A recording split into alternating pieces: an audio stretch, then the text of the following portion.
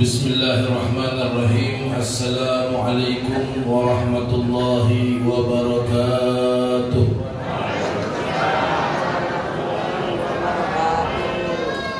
Alhamdulillah hamdan syakirin, hamdan naimin, hamdan yuwafi ni'amahu wa yukafi mazidah. Ya Rabbana lakal hamdu kama yanbaghi li jalali wajhika wa 'azimi sultanik.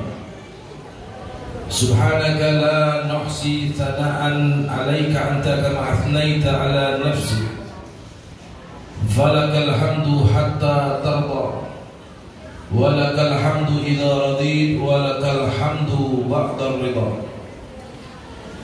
Allahumma salli wa sallim wa karrim wa majid wa azim ala sayyidina Muhammad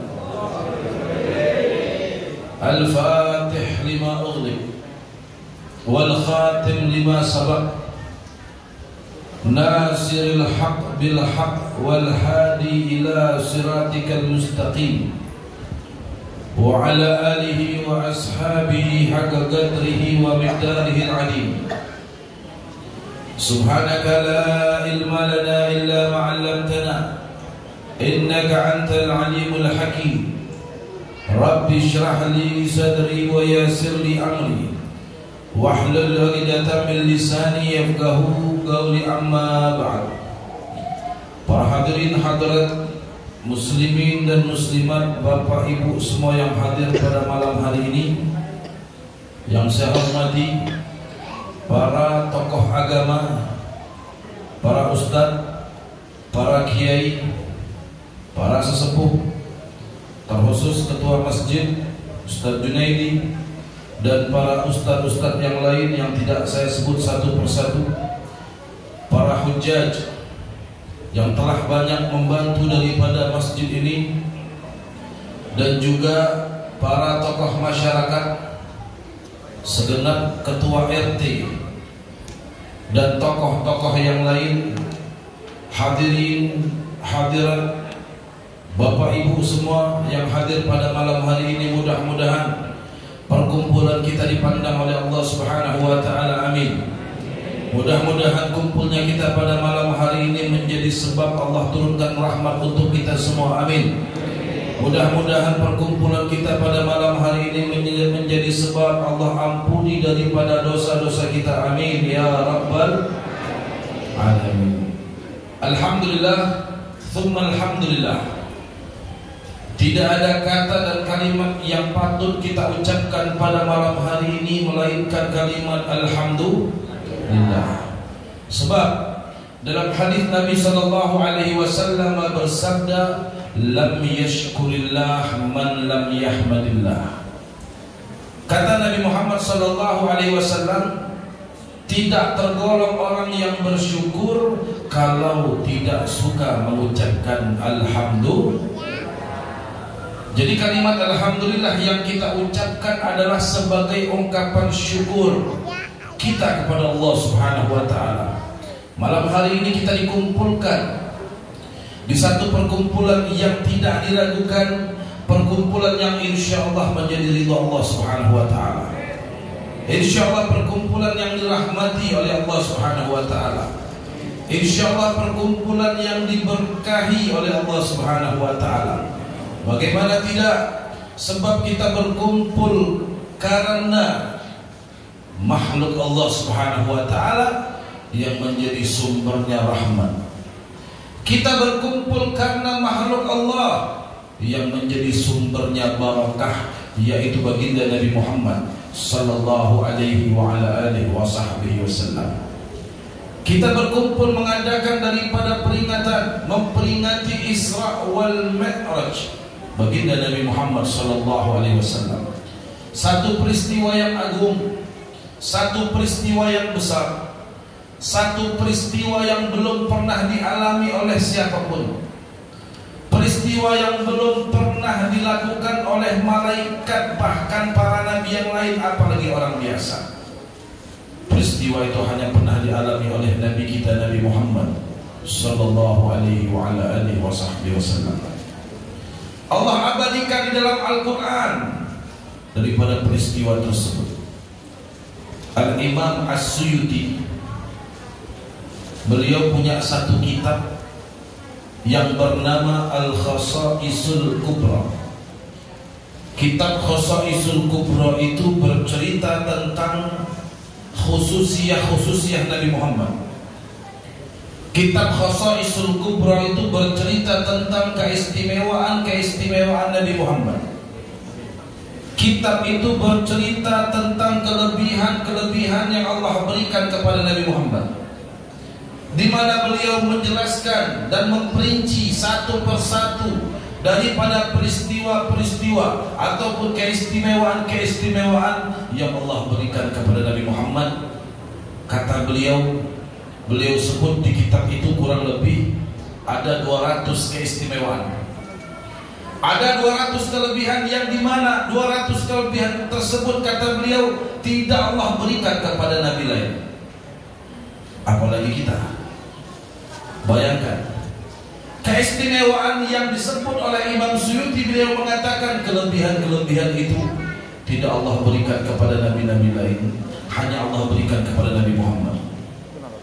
Kalau nabi lain saja tidak diberikan keistimewaan tersebut, apalagi kita umat biasa, orang biasa.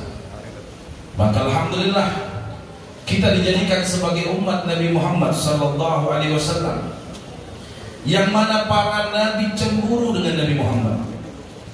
Para nabi berangan-angan pengen jadi umat Nabi Muhammad.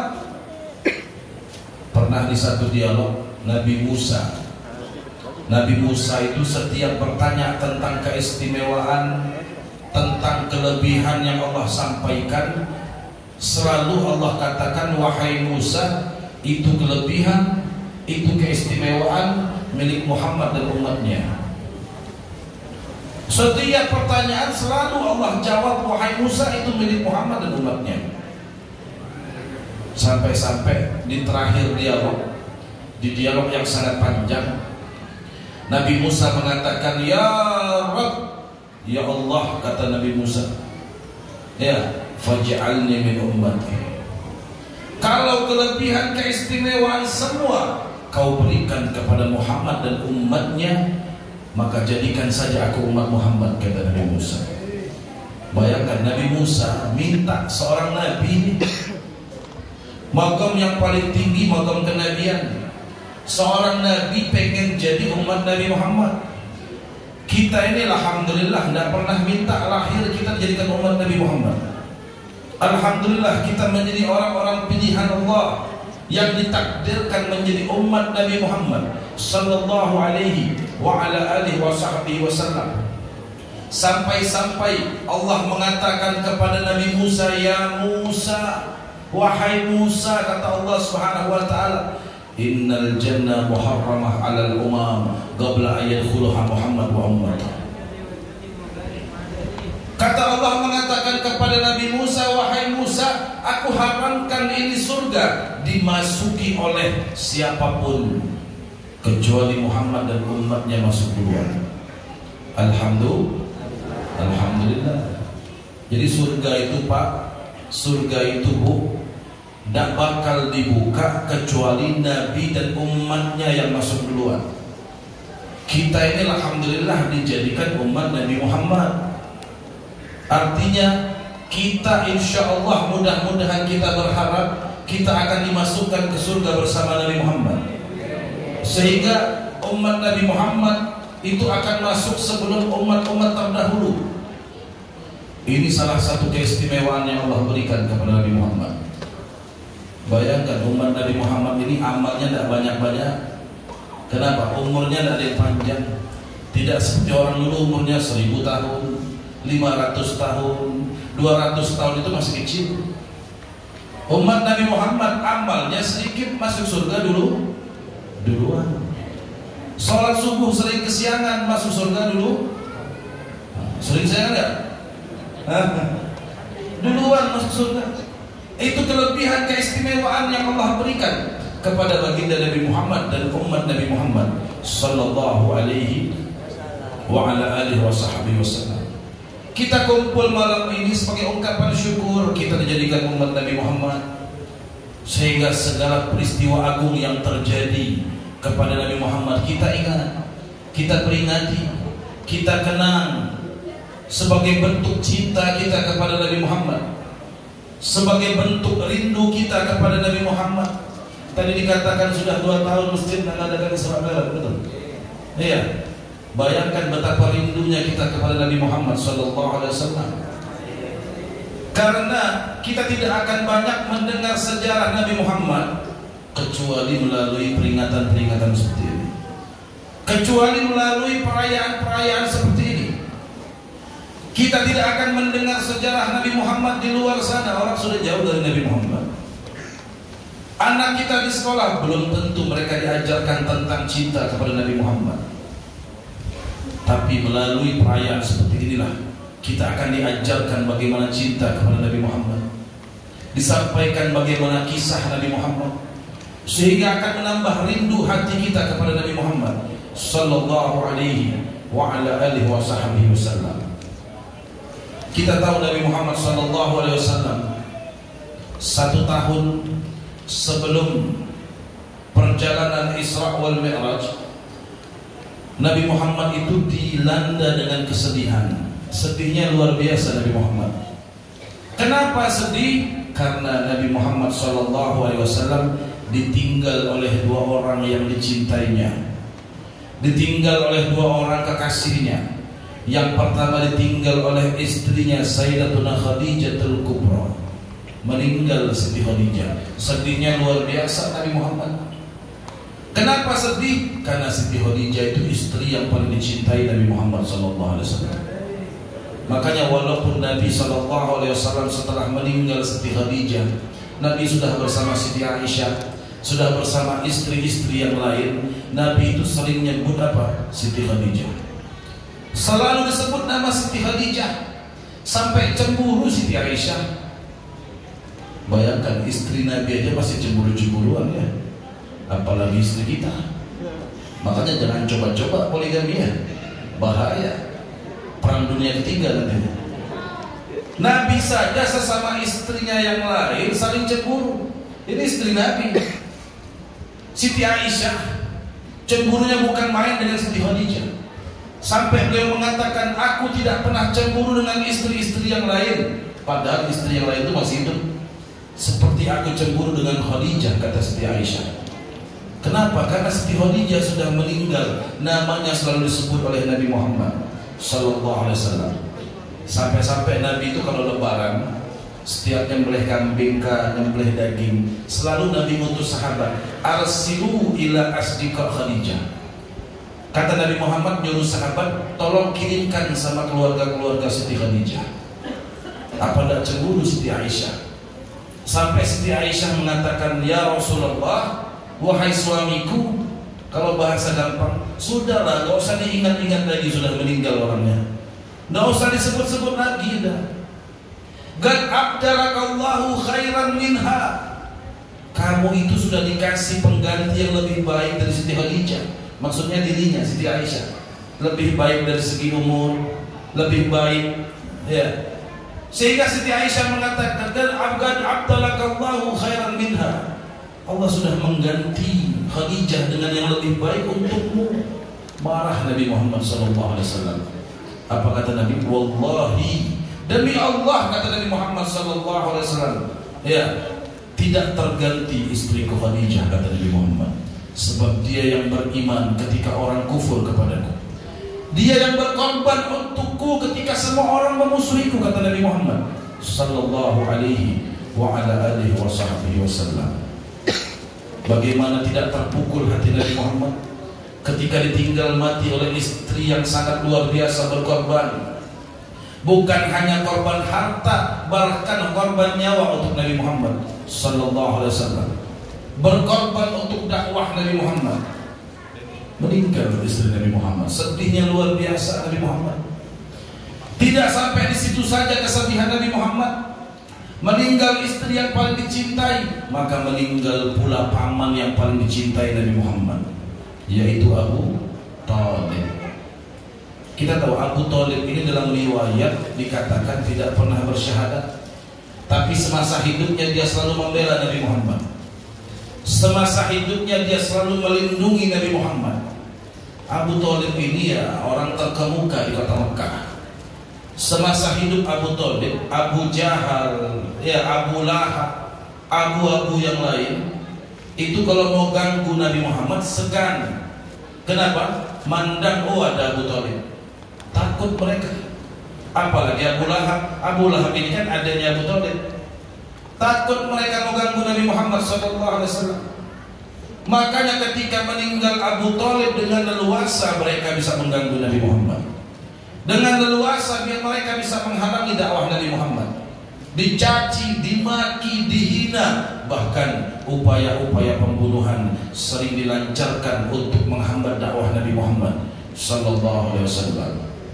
Makanya ketika Abu Thalib meninggal, Nabi pun terpukul, sedihnya luar biasa Nabi Muhammad sallallahu alaihi wasallam. 1 tahun yang sama meninggal 2 orang yang dicintai Nabi Muhammad, istri dan pamannya. Makanya tahun itu disebut namanya Amul Huzun, tahun kesedihan. Sedihnya luar biasa Nabi Muhammad. Iya. Makanya kita ini kalau hidup sering sedih. Kita hidup ini sering punya masalah. Jangankan kita, Nabi Muhammad saja hidupnya punya masalah. Baik masalah dalam rumah tangga, baik masalah dalam rumah ataupun di luar rumah. Jangan dipikir oh Nabi kan enak. Justru para Nabi itu orang-orang yang masalahnya lebih besar dari kita. Kita ini maaf kata kadang-kadang masalah sedikit stres sudah. Betul? Stres. Kalau sudah stres imun turun, cepat kena corona. Betul? Hah? Cepat coba tes, habis stres tes positif tuh. Karena penyakit kan dari pikiran. Makanya Nabi SAW punya banyak masalah, kesedihan yang dialami oleh Nabi Muhammad. Tetapi Nabi menghadapi dengan cara yang benar. Makanya kita harus contoh Nabi Muhammad. Kalau kita hidup ini punya masalah, wajar. Orang tidak punya masalah, orang mati namanya. Orang mati dia masih punya masalah kadang-kadang. Apalagi kita yang hidup. Jadi kalau kita hidup jangan pernah lari dari masalah. Karena nggak mungkin orang hidup itu nggak punya masalah. Baik masalah dalam rumah, masalah di luar rumah, masalah ekonomi, masalah kerjaan, pasti. Itu yang akhirnya membuat kita sedih, galau, sumpah, stres, akhirnya kepikiran dengan masalah-masalah yang ada. Padahal Nabi sudah mengajarkan kepada kita. Apa kata Nabi? Wasta'inu bis-sabri was-shalah. Jadikan kata Nabi 2 kunci untuk menghadapi semua masalah-masalah kita. Apa itu? Pertama bis-sabri, dengan kesabaran. Dengan kesabaran. Yang kedua kata Nabi kuncinya bis-shalah, dengan sholat. Kita gunakan sabar dan sholat untuk menghadapi masalah-masalah yang ada di dalam diri kita. Selesai, kelar. Kita gak pusing-pusing cari solusi. Allah yang akan memberi solusi pada kita. Wa may yattaqillah yaj'al lahu makhraja. Itulah ciri-ciri orang yang bertakwa, sabar, sholat. Kata Allah, orang kalau sabar, sholat, dia bertakwa. Kalau dia bertakwa, segala masalahnya akan diberikan solusi oleh Allah Subhanahu wa ta'ala. Kita mikir cari solusi gak dapat-dapat, itu yang buat stres. Itu yang akhirnya buat galau. Itu yang buat pusing, gampang kena penyakit. Dan positif corona, stroke lama-lama selesai. Betul gak? Betul. Makanya lihat orang-orang itu kalau sudah kena penyakit baru dari mana? Dari pikiran. Dari pikiran. Apalagi penyakit stroke bisa perlu bahayanya luar biasa. Iya. Potensi terbesarnya itu dari pikiran. Terlalu banyak berpikir hal-hal yang negatif terutama. Ngantem dia punya otak, selesai. Wassalam. Makanya kita gak pernah dengar para nabi, ada nabi-nabi kena stroke, ada? Pernah gak? Pernah gak Bu? Gak ada. Iya. Nabi misalkan penyakit berat sampai koma 10 hari di rumah sakit, ada? Gak ada.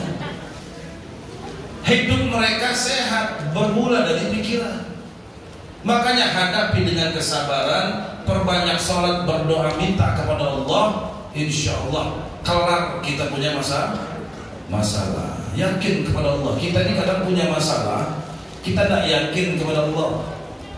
Bahkan kita ini kadang-kadang tidak terima dengan masalah yang kita punya. Masalah yang ada yang Allah berikan kepada kita itu takdir sudah. Apapun kesulitan dalam hidup, baik itu kesulitan dari segi ekonomi, kesulitan masalah dalam rumah tangga, kesulitan dalam pekerjaan, usaha, itu semua takdir dari Allah sudah.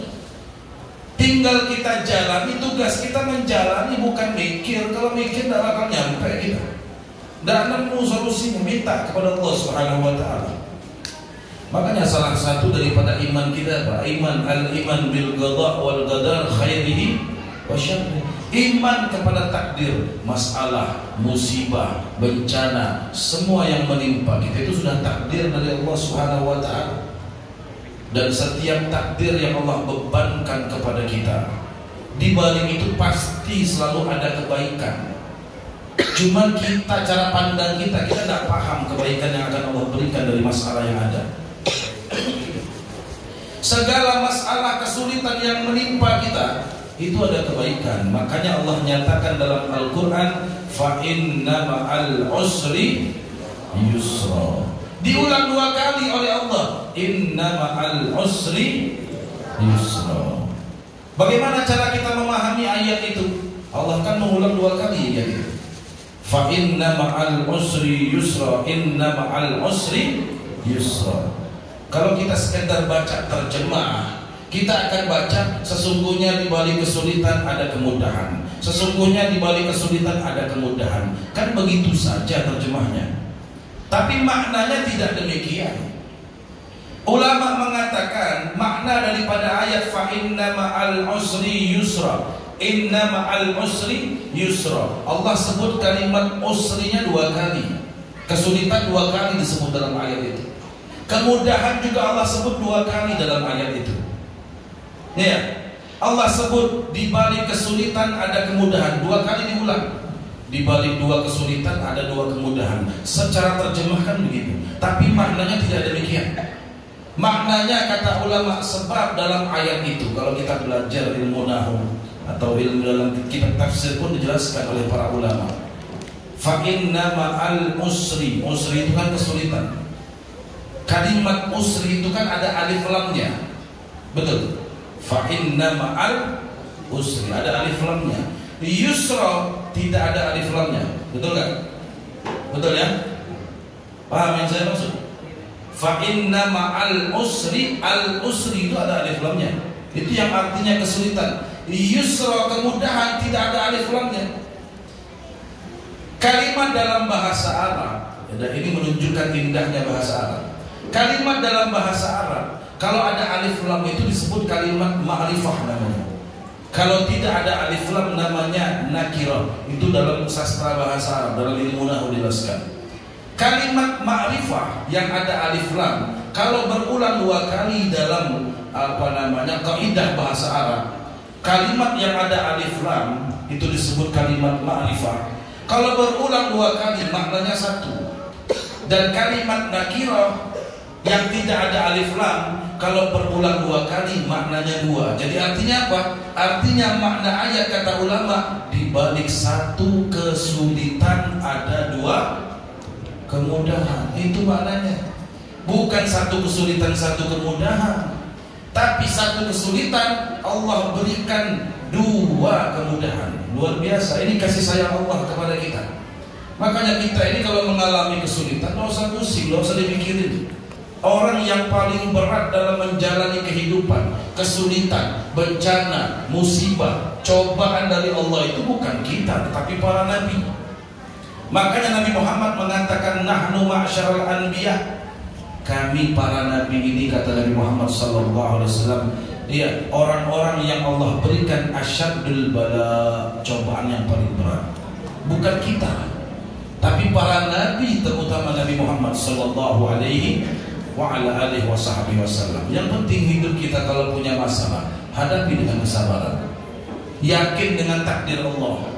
Kita yakin di balik kesulitan yang Allah berikan pasti akan ada kemudahan demi kemudahan. Bukan satu kemudahan, tapi satu kesulitan, banyak kemudahan yang akan Allah berikan. Yang penting kita terima, ridha dengan takdir Allah, sabar dalam menghadapinya, tidak tinggal sholat, berdoa kepada Allah, akan Allah berikan kemudahan.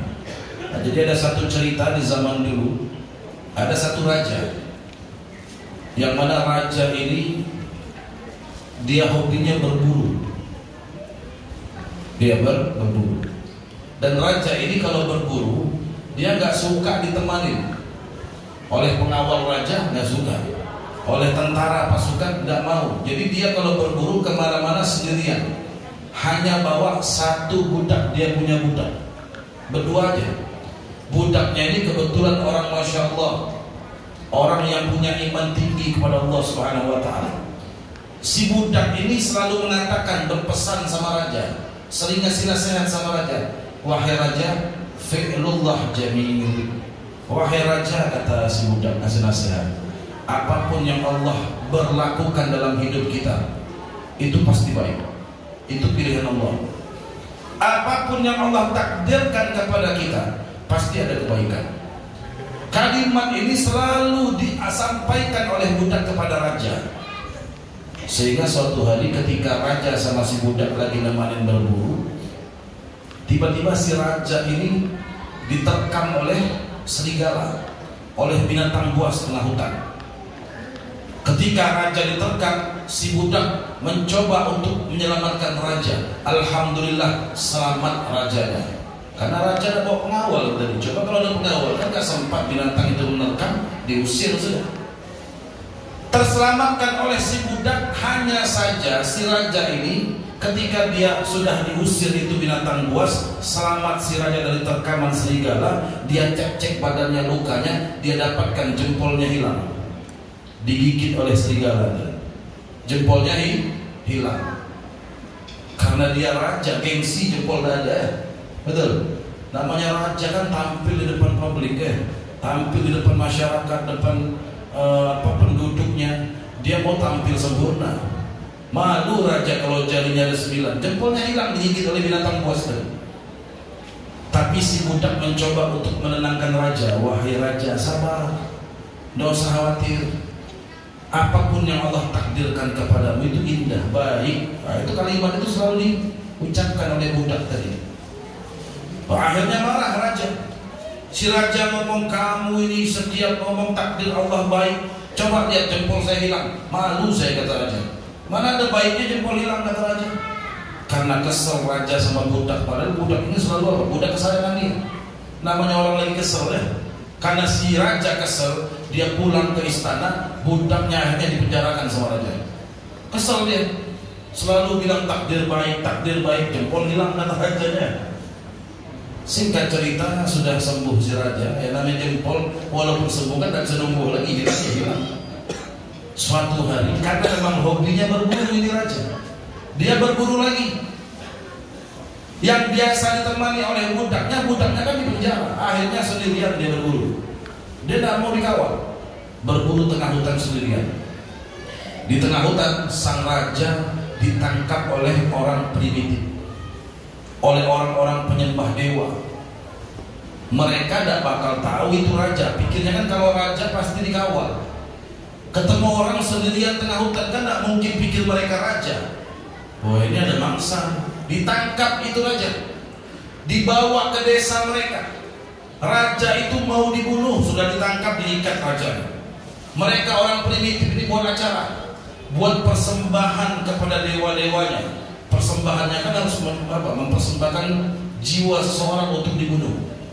Diikat raja, dia sebelum raja dibunuh untuk dipersembahkan darahnya kepada dewa-dewanya.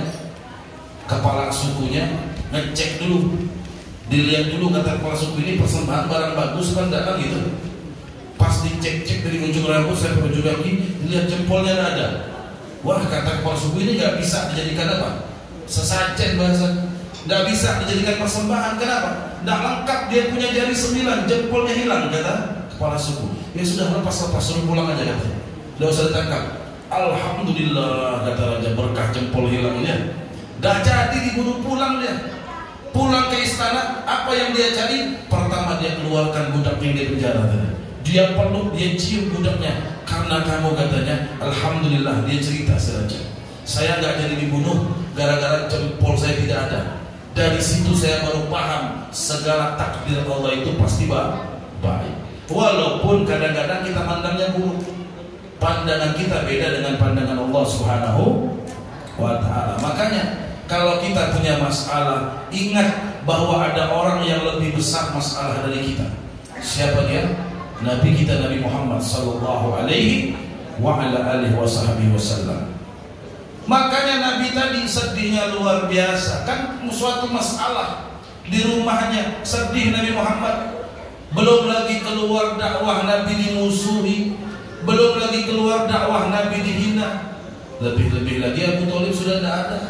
Semakin gampang orang-orang memusuhi Nabi Muhammad sallallahu alaihi wasallam. Di luar rumah dakwah tidak diterima, dalam rumah Nabi sedih, ingat kepada istri dan pamannya. Di balik kesedihan dan kesusahan itulah Allah berikan kemudahan kepada Nabi Muhammad. Allah berikan hiburan untuk Nabi Muhammad di balik kesedihan. Maka terjadilah peristiwa Isra wal Mi'raj atas hiburan dari Allah karena kesedihan Nabi Muhammad sallallahu alaihi wa ala alihi wasallam. Terjawab ayat Allah, fa inna ma'al usri yusra. Kesedihan Nabi Muhammad terbayarkan dengan hiburan yang Allah berikan. Berjalan Nabi Muhammad. Kenapa? Karena peristiwa Isra wal Mi'raj itu hiburan yang sangat luar biasa bagi hati Nabi Muhammad.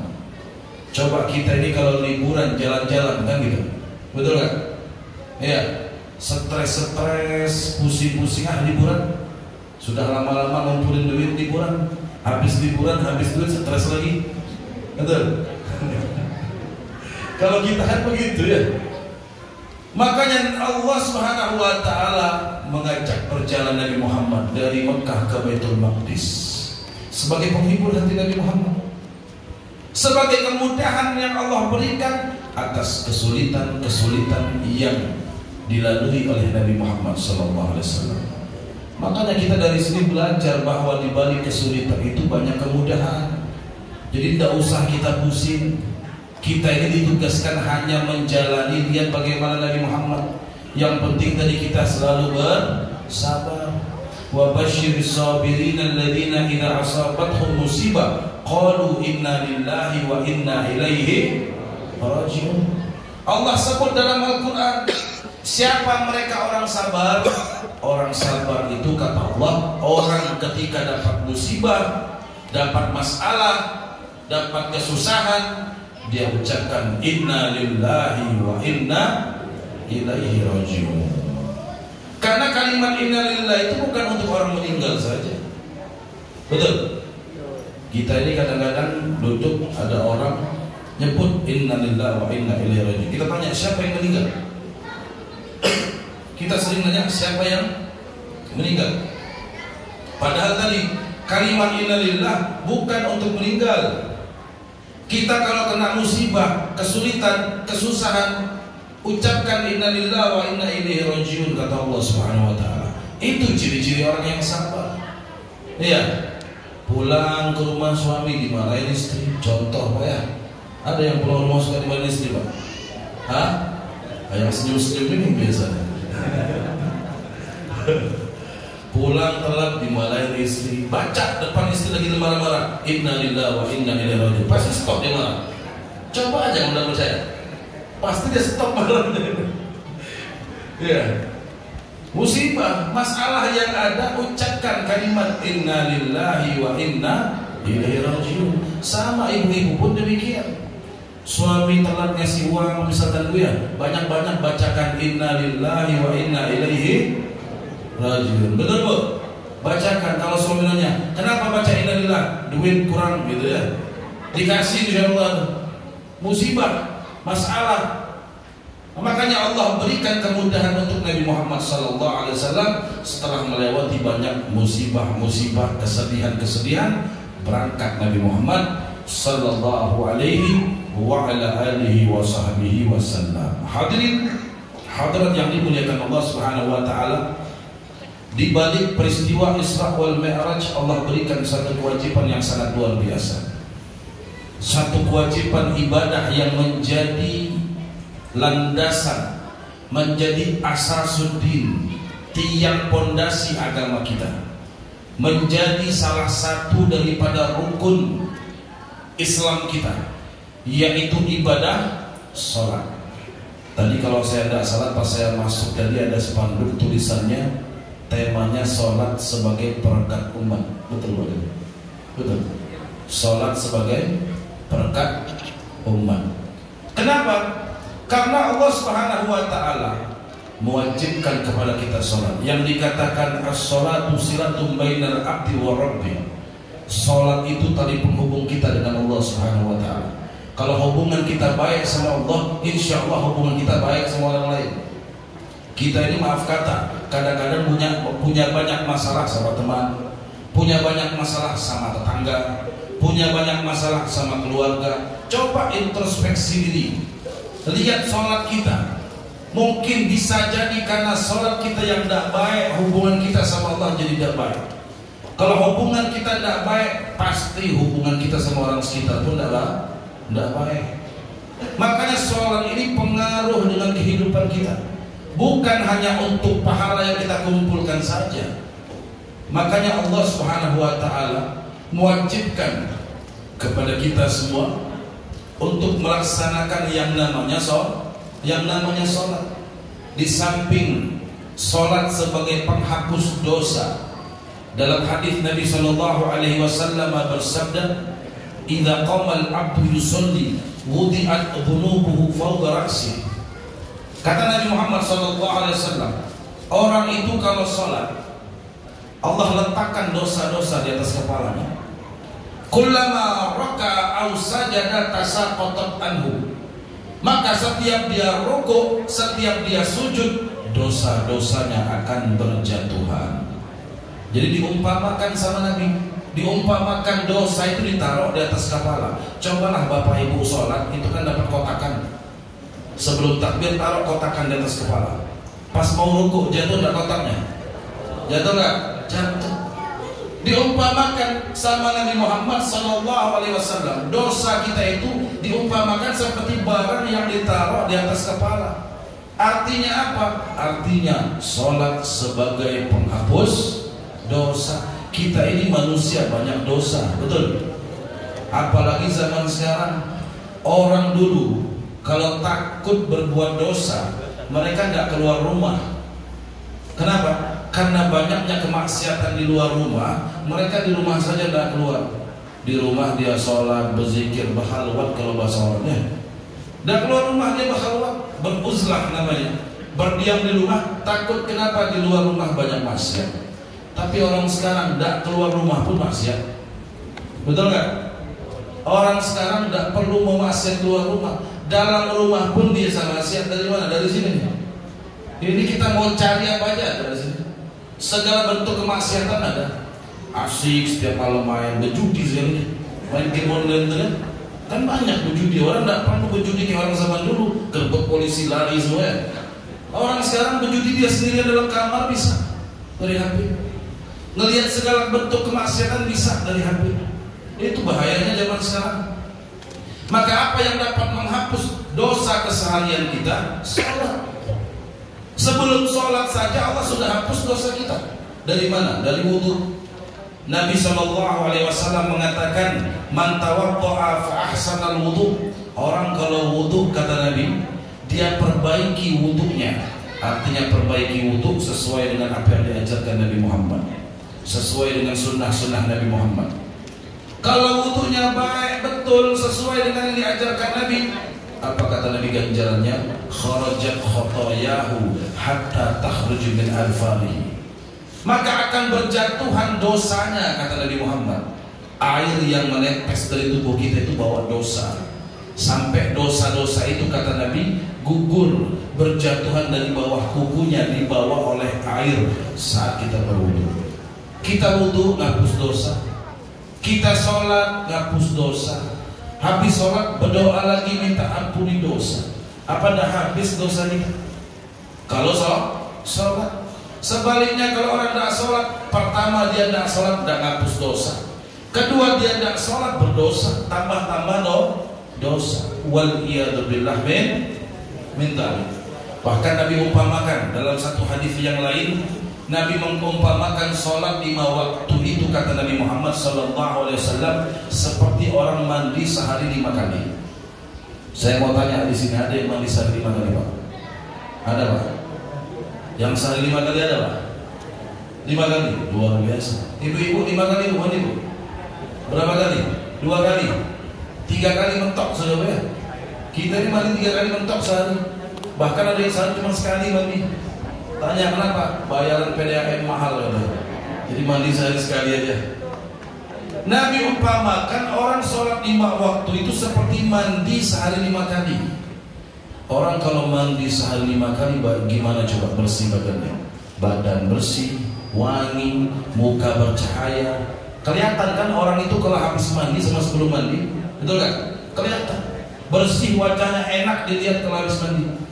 Begitulah sholat 5 waktu, kata Nabi Muhammad. Sebagaimana mandi membersihkan kotoran, maka sholat 5 waktu akan membersihkan diri kita dari dosa. Dosa yang kita lakukan dari subuh sampai duhur dihapus dengan sholat duhur.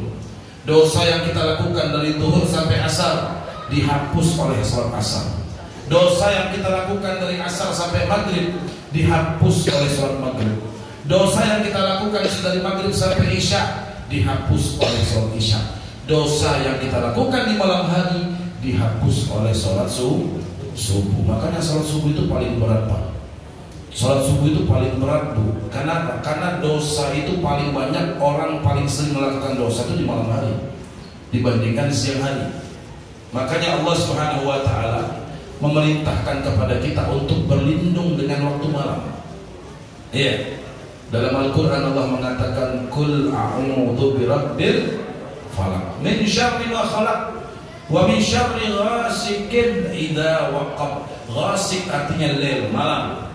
Kata Allah, berlindung daripada waktu malam. Kenapa? Karena banyak kejahatan dilakukan di waktu malam. Dijelaskan oleh para ulama dalam kitab, kejahatan-kejahatan itu banyak di waktu malam. Orang ngerampok di waktu malam, orang maling di waktu malam, orang maksiat berzina di waktu malam, orang begal di waktu malam. Tapi itu dulu, ya. Dulu orang sekarang maling tidak lihat waktu siang malam. Pokoknya ada kesempatan pagi-pagi kah, siang-siang kah, maling dia. Kalau orang zaman dulu itu maksiat kebanyakan di waktu malam. Makanya kita dibuat oleh setan. Setan ini Allah nyatakan dalam Al-Quran, innahu lakum aduwwun mubin. Sering kita baca dalam surah Yasin, innahu lakum aduwwun mubin. Setan itu makhluk Allah yang paling tidak mau kalau kita itu terhapus dosa. Justru sebaliknya, dia punya visi misi membuat manusia itu banyak dosa. Lihat bagaimana setan menggoda kita. Dibuatnya kita susah bangun subuh.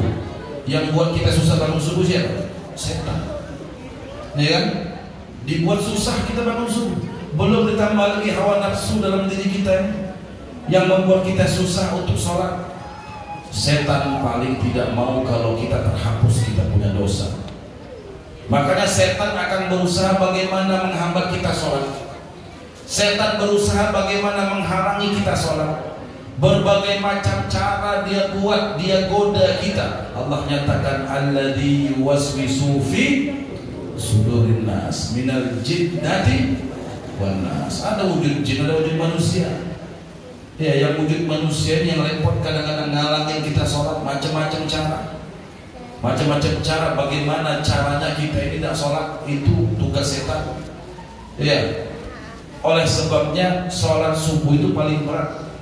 Bahkan kata Nabi, sholat subuh paling berat dilakukan oleh orang-orang munafik.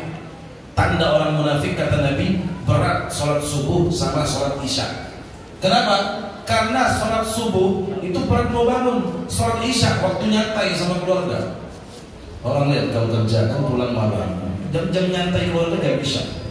Santai, dudukan sambil nonton TV, ya.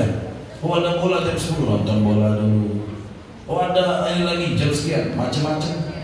dengan segala cara, segala macam acara di TV dibuat ngantuk kita. Kadang-kadang bola belum selesai sudah tidur deh. Isya lewat, sholat isya lewat. Iya, bangunnya pun susah. Nah, itu cara setan itu nanti. Digodanya kita, dibuatnya bagaimana kita ini tidak sholat. Kalau seandainya kita pun mampu melawan setan, kita sholat. Oh, setan tidak berhenti sampai di situ, Pak. Makanya kalau kita ini mikir pengen masuk surga, iya, setan itu mikir biar kita masuk neraka itu setiap hari. Kita ini mikir pengen masuk surga, belum tentu setiap hari. Setan setiap hari, setiap jam, bahkan mungkin setiap detik, dia mikir bagaimana caranya kita masuk neraka. Dia mikir bagaimana caranya kita malas sholat, malas berbagai macam ibadah. Tidak mau dia kalau dosa-dosa kita diampuni oleh Allah Subhanahu wa Ta'ala. Makanya dihambatnya kita mau sholat. Seandainya pun orang sholat, dibuatnya lagi oleh setan sholatnya tidak khusyuk. Betul. Dibuat sholat kita ini tidak khusyuk. Biar apa? Biar sholat kita kosong daripada nilai pahala. Makanya coba Bapak Ibu ingat, renungkan ya. Kita ini kadang-kadang kalau lagi sholat mikirnya macam-macam. Bahkan barang-barang hilang pun teringatnya pas sholat. Betul Bu? Apalagi ibu-ibu nih, naruh kunci lupa, kunci lemari mau ngambil duit tidak bisa, keliling cari dah ketemu. Subhanallah, sholat baru takbir ingat maksudnya. Betul Bu? Ini pernah kejadian di zaman Imam Abu Hanifah. Ada orang ngeluh sama Imam Abu Hanifah, dia naruh barang lupa, barang ini barang yang sangat penting. Dia datang kepada Imam Abu Hanifah, wahai Imam Abu Hanifah, adakah amalan? Minta amalan biar gampang ketemu barang hilang. Kenapa? Kata Imam Abu Hanifah, saya punya barang berharga hilang, sudah saya cari keliling gak ketemu. Minta amalan biar barang saya ketemu. Oh ada, kata Imam Abu Hanifah. Apa caranya? Nanti tengah malam kamu bangun, 2/3 malam, 1/3 malam terakhir jam 2 ke atas, kamu bangun, kamu sholat tahajud. Iya, habis sholat tahajud kamu berdoa minta kepada Allah biar barang kamu ketemu, insya Allah ketemu. Oh siap katanya. Iya, luar biasa semangat, sudah dapat amalan dari Imam Abu Hanifah. Disuruh bangun 1/3 malam, dia malah tidak tidur, saking apa semangatnya mau sholat, saking barang itu berharga, tidak tidur dia, ditunggu jam 2 ke atas. Begadang dia semalaman. Pas jam 2 dia ambil wudu, dia takbir, dia sholat. Kata Imam Abu Hanifah, satu syaratnya kamu harus khusyuk sholat. Kalau sholat kamu khusyuk, ketemu barang kamu. Dia berusaha bagaimana sholat khusyuk luar biasa. Dia wudu, dia baca Al-Quran yang panjang, dia sholat Allahu Akbar. Subhanallah, rakaat pertama khusyuknya luar biasa, sampai nangis terseduh-seduh. Rakaat kedua mulai datang setan, diingatkan barang dia hilang. Rakaat kedua ketika lagi khusyuk-khusyuknya teringat barangnya. Oh iya, barang saya ketemu kan. Dia ingat di rakaat kedua. Bayangkan Imam Abu Hanifah nyuruh dia sholat sampai subuh. Karena barang sudah ketemu di rakaat kedua, dia ingat barang yang dia taruh. Sholatnya cuma 2 rakaat, habis salam tidur dia, tidak sholat lagi sudah. Besok ketemu Imam Abu Hanifah, ditanya, sudah ketemu? Sudah. Di mana kamu ketemu? Kapan kamu ingatnya? Pas rakaat kedua, kata Imam. Kata orang tadi, rakaat kedua saya ingat barang saya hilang. Ya, itulah kata Imam Abu Hanifah. Saya suruh kamu sholatkan sampai subuh, kamu sholat cuma 2 rakaat. Barang kamu ketemu, kamu tidak sholat lagi, kata Imam Abu Hanifah.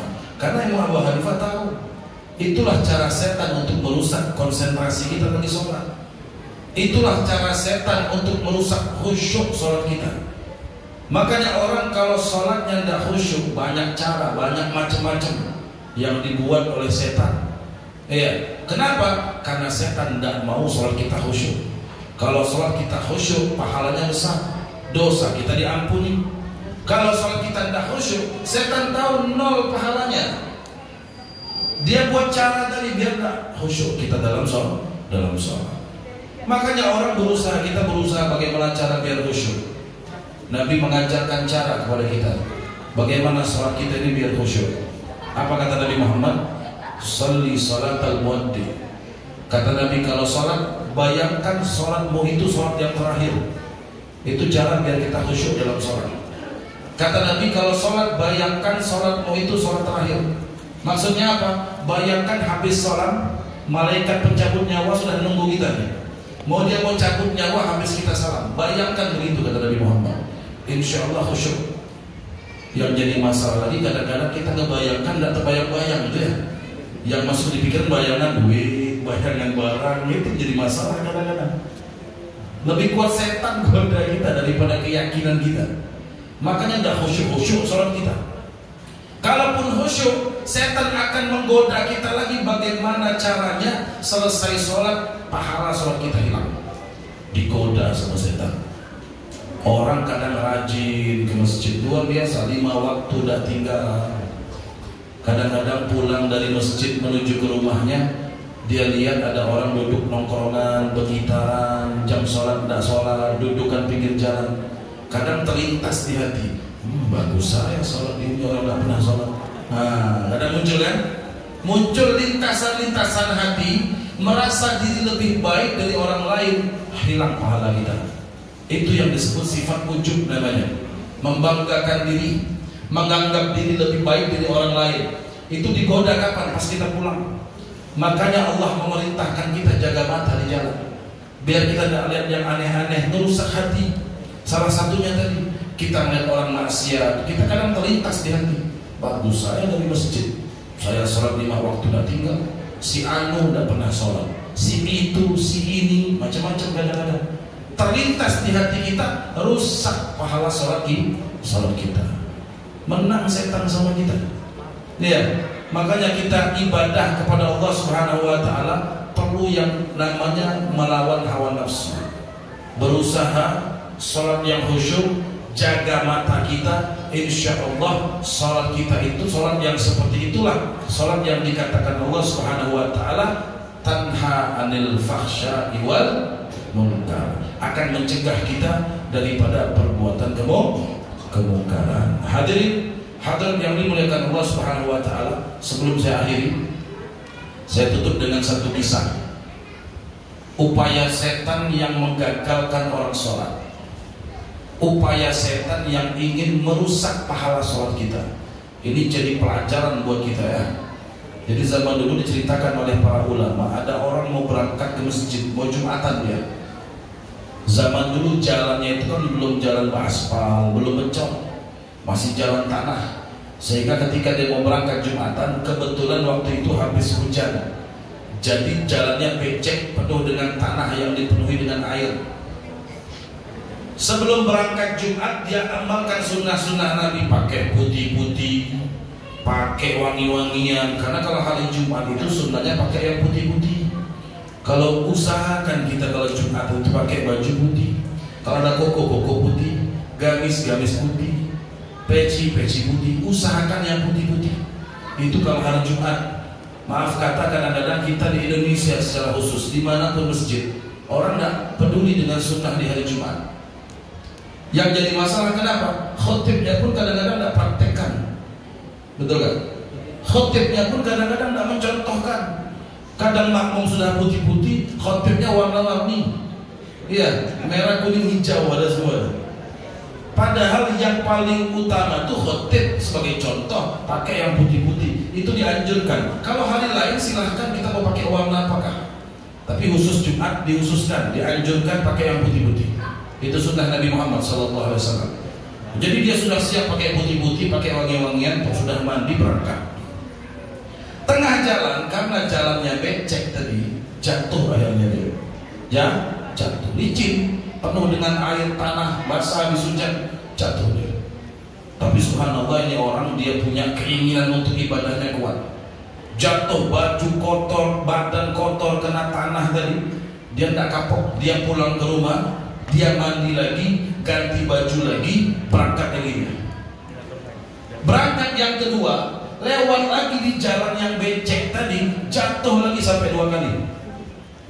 Tapi karena tadi semangat ibadahnya kuat, walaupun baju kotor, badan kotor, yang kedua dia pulang ke rumah, dia mandi lagi, dia ganti baju lagi, dia berangkat lagi. Kalau kita jatuh sekali wassalam sudah, tidak bakal ke masjid, betul Pak? Hilang sudah, pulang ke rumah, tidak bakal lagi sudah kita mau ke masjid. Sampai 3 kali, 2 kali dia sudah jatuh. Jatuh yang berangkat yang ketiga, dia berangkat melewati jalan becek, mau jatuh lagi. Tapi subhanallah yang ketiga, ketika dia mau jatuh, ada orang yang menyelamatkannya. Diselamatkan sama satu orang. Alhamdulillah, bersyukur dia. Terima kasih sudah selamatkan saya. Mari Pak, saya antar, kata yang menyelamatkan ini. Karena jalannya memang licin, dia sudah tua. Diantar sama orang yang menolong dia hampir jatuh. Diantar sampai depan masjid. Ketika sudah depan masjid, yang ngantar ngomong, silakan Bapak ke masjid, saya mau pulang. Loh, kamu ngantar saya, kamu menyelamatkan saya, kenapa tidak ikut sholat sekalian? Apa kata yang ngantar? Oh, saya tidak sholat. Kenapa kamu tidak sholat? Saya ini setan, katanya. Kata yang ngantar, saya ini setan. Tambah bingung dia.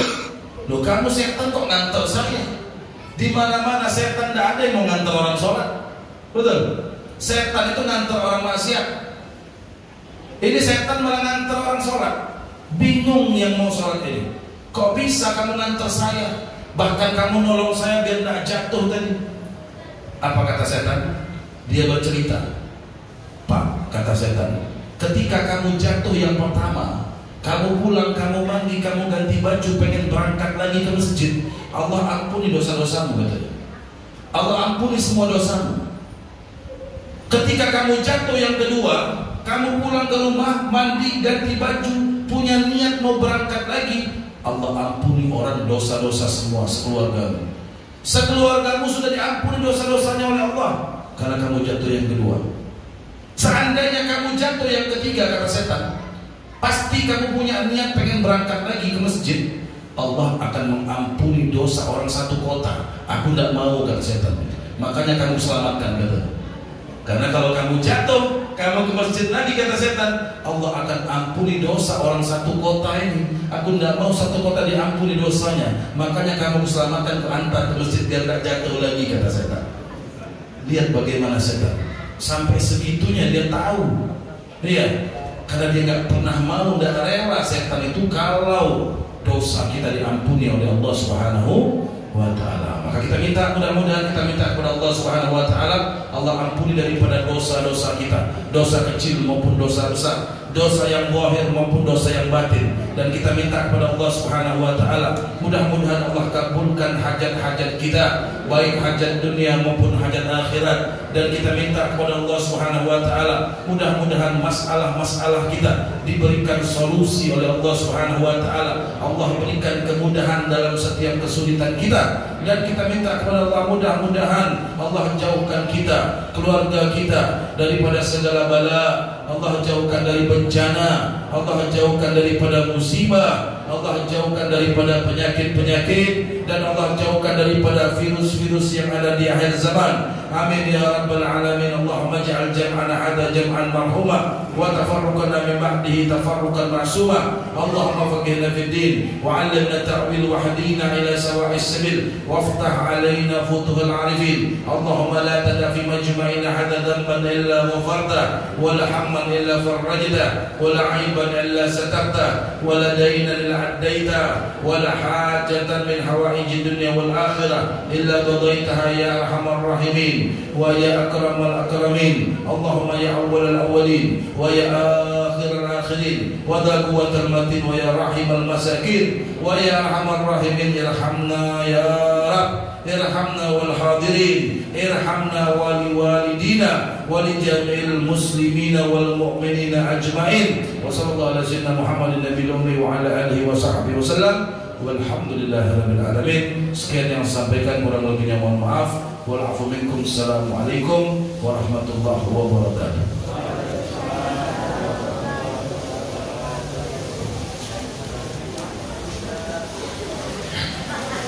Demikian acara telah